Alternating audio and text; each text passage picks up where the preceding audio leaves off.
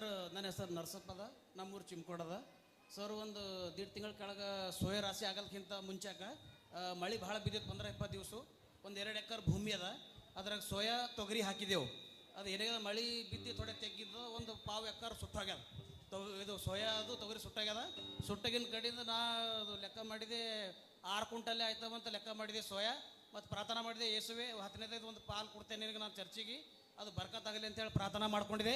ಮಾಡ್ಕೊಂಡಿದ್ಮೇಲೆ 11 quintal ಆಗ್ಯಾವ್ರಿ sir.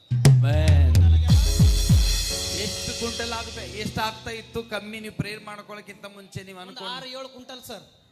ಸುಟ್ಟೆಲ್ಲ ಹೋಗಿತ್ತು, ಬೆಳಿ ಸುಟ್ಟು ಹೋಗಿತ್ತು. ಒಂದು 1/4 ಎಕರೆ ಸುಟ್ಟಾಗಿತ್ತು ಸರ್. ಹಾ ಹಾ, ಇನ್ನ 1/4 ಎಕರೆ ಇದ್ದಿತ್ತು, ಅದ್ರಾಗೆ 11 ಕ್ವಿಂಟಲ್ ಆಗ್ಯಾವ್ರಿ ಸರ್ ಸೋಯಾ.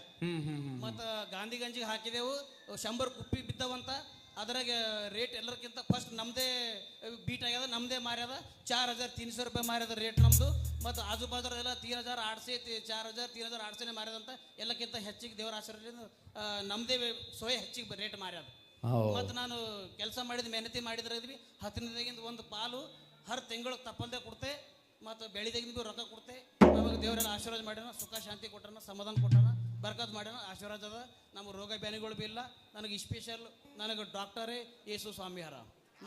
ಎಲ್ಲ ಯಾರಿಗೆ ಅವ್ರು ನನಗೆ ಕೆಲ್ಸಕ್ಕೆ ಹೋದ್ರು, ಮನೆಗಿದ್ರು, ಎಲ್ಲಿ ಕುಂತರು, ನಿಂತರು, ಏನಿದ್ರು ನನ್ನ ಕಾಯುವ ಕುರುಬ ಇದ್ದಾನೆ.